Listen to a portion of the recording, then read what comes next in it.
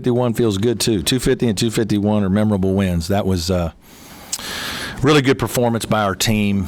You know, we've really played well 7 out of the last 8 halves. Even though we only won 1 game on the road in that stretch, when you go back as a coach and evaluate your team's performance, we played very well against Louisville, played very well in both halves against Pittsburgh, and then obviously the first half of the Virginia game I thought we played good. So as my message at halftime today was, I told our guys, that's 6 out of 7. 6 out of 7 halves that you've played very well, and now we need to make it 7 out of 8 to finish this game. And we knew Syracuse was going to make a run at us. We knew that it would be a little, ugly at times in the second half. They did some good adjustments in the zone. And obviously they came after us late there a bunch with traps and fouls, and they didn't have any fouls, so now every time they're coming after you they can foul really hard and try to go for steals. And we never really, I don't think they got under 10, so we kept them at bay and did what we needed to do, got some big stops. I thought our rebounding was great. I thought our defensive game plan was great. I thought the execution was fantastic by our players, their defensive discipline. Rod was incredible with Cooney today, just locked in. I wasn't taking him out unless they took Cooney out.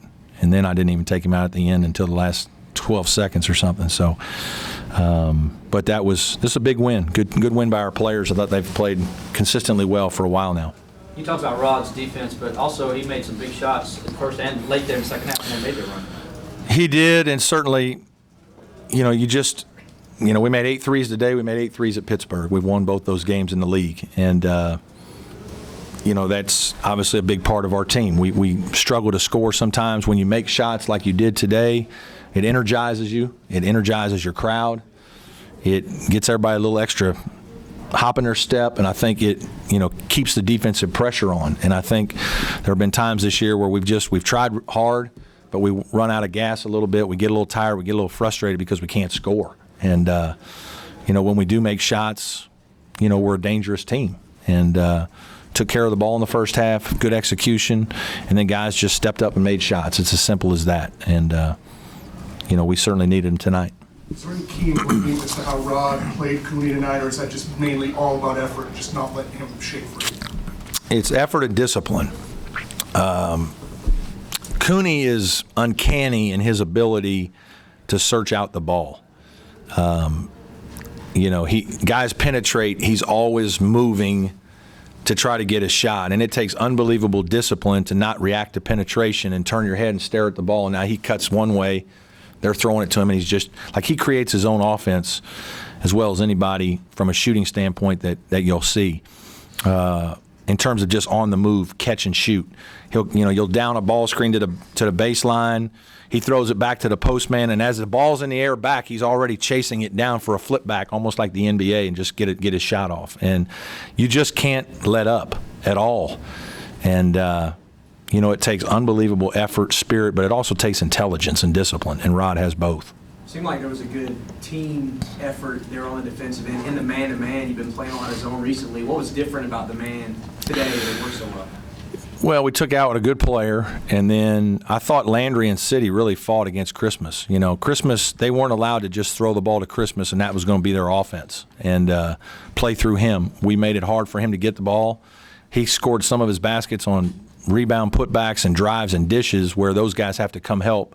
So it's really not their fault. They did a phenomenal job of just guarding him, limiting post touches, and just making him work. Now, he's a terrific player and still got 20, but those guys did a good job of just making it hard for them to get into rhythm of their offense through him. And that was a big part of our defensive plan. Take out Christmas, they missed their first 16 shots from the field. How much of that was them just not in? There's a combination. I mean, certainly I think our defense had something to do with it. And I think we were in guys' faces on a lot of shots and got them hurried. And the longer, we've seen that movie. The longer it goes where you don't make, it gets harder. You get an open shot, the basket's not as big. And that's what happened to them a little bit. And, it's like, Mike or Richie, one of the two said, hey, there's a media coming. Let's take Rod out for 1 minute and just let him get a break.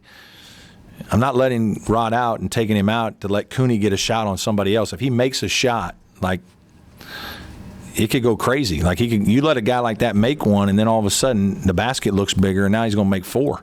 And the longer you keep him quiet, the more you have a chance to hold him down for the day. And really, it's kind of the same way with other players. Is when you don't score, it just magnifies, and it becomes a little more stressful on your team, and your defense isn't quite as good. And I would tell you that I'm sure when they watch film, Coach Boeheim's going to say, some of their defense not being as good in the first half was because their offense wasn't as good, and they didn't play their zone as energized as till he talked to them at halftime and probably got their attention. So I think another example of that. You said you needed 7 3-pointers to win today, and you got that. How good did that feel? I'm just happy for our players. I've said for a while that I think Dante's going to have a game here where he makes 4 or 5 threes. I think he made 3 at Pittsburgh. He's a capable shooter. He's a better shooter than his stats show. It's ironic because I think he airballed one and he maybe hit the side of the backboard with one, like his first 2. And I brought him over to the side when I took him out. I'm like, you a little excited today or what? And he's such a laid-back kid. He's just smiling and enjoying himself. And I said, relax, make the next one. You're fine. And, he did, and he played very well after that. A couple of the players talked about players on the meeting after the game at Virginia. You've talked about leadership on this team for a couple of years. Does that help, seeing that accountability? I'm sure in the players' mind, the players-only meeting is the reason we won. I'm glad that the guys, got focused and it was just a bad half at Virginia, and I was upset with a couple players, a couple of starters that have gotten a lot of minutes that I don't think. I thought their defense, it's the example of not making shots. Their defense goes away from them. And, so I'm sure that carried over, and our guys have had to learn how to deal with adversity better. And there have been times we've dealt with adversity fine. The Louisville game, we gave up a 17-0 run, and then I thought we outplayed Louisville the next 8 minutes to cut it to 2. In Pittsburgh, they made a run on us, tied it. We got our minds right, played really well down the stretch, won the game. But we've had a couple games where we haven't done that. South Carolina's won, and North Carolina we didn't play well at all. So we've had a couple games where we just haven't. In Virginia's second half, where we haven't responded to the adversity. Now, a lot of teams can point to that. It's a challenge, but that's one of the steps we have to make as a team. Is our guys got to cut the runs of the opponent in half. Can an emotional win help with the quick turnaround that you have? You hope so. This is a heck of a stretch. Everybody talked about the first 5 games. You guys talked about it. Probably my staff talked about it. Everybody, you look at the schedule and like you look at the first 5 because it's Syracuse ending it, as that 5th one. But then the 6th one is, I don't even know, 48 hours later, and it's, this is one of those where you want to enjoy it and feel good about it, but you can't. You got to get ready because you got a team coming in that's a little wounded and, certainly capable of beating us in a sound way. They did it last year here. And so we're going to have, our reserves ready. We're going to have great effort. When it's hard to score, you have to play with tremendous effort and discipline to win. And we'll have to do that on Monday night. Those first 5 games you talk about are in your mind 6. A lot of people talk about how difficult it was, but today it seemed like some of the lessons learned maybe came around and gave you some positive contribution in terms of teaching you guys how to win maybe a little bit. Can you talk about that? Well, I hope so because, we go to Louisville after getting smacked pretty hard by North Carolina, and I don't think anybody thought we would probably stay within 20. And, we really rallied our guys, I think, and got them in a mental place with a plan that, like, hey, fellas, we can give them a heck of a run here now. If you'll follow what we do and we execute, we'll have a chance in the last 5 minutes to win this game. But we got to be better. And so I think we took a lot of confidence from that game. And then to go on the road and follow that up in our reserves to play well at Pitt, to energize us, to make shots, to get a great road win, energized us. I thought we were really ready for Virginia, played hard. We've played 2 top 5, 10 teams, whatever it is. We played in some of the best arenas in the country. We've survived it. And I think that experience helped give us confidence today. And you make a couple shots, and now all of a sudden you feel pretty good about your game and your team, and go play.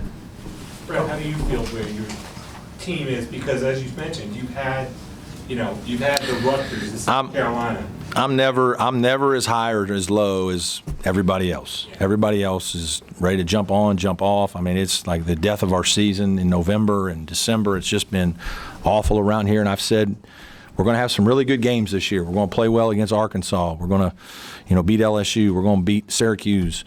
But we're going to have some games just like last year where we had games where we played poorly and got smashed. And some of that is until we become a better offensive team, and we got to address that in recruiting and just in the way we play, where we can score more points easily or score more easily.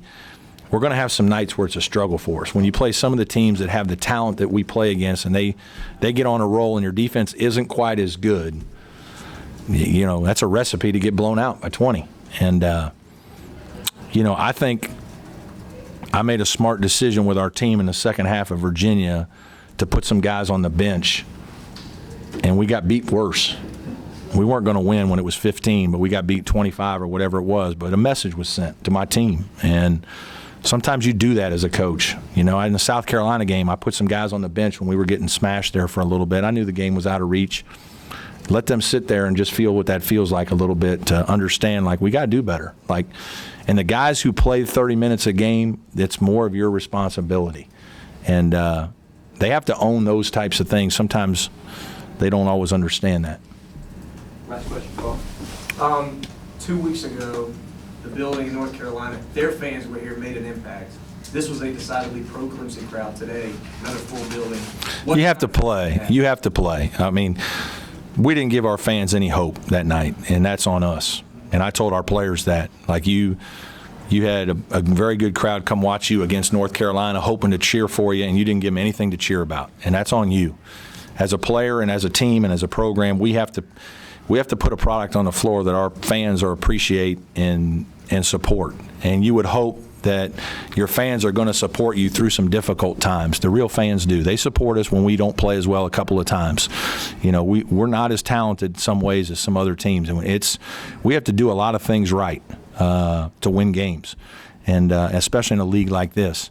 But when we play the way we played tonight, your fans are as good as anybody at getting behind us, supporting us, and making this a tough place. And that was evident today, and it certainly helped us win the game.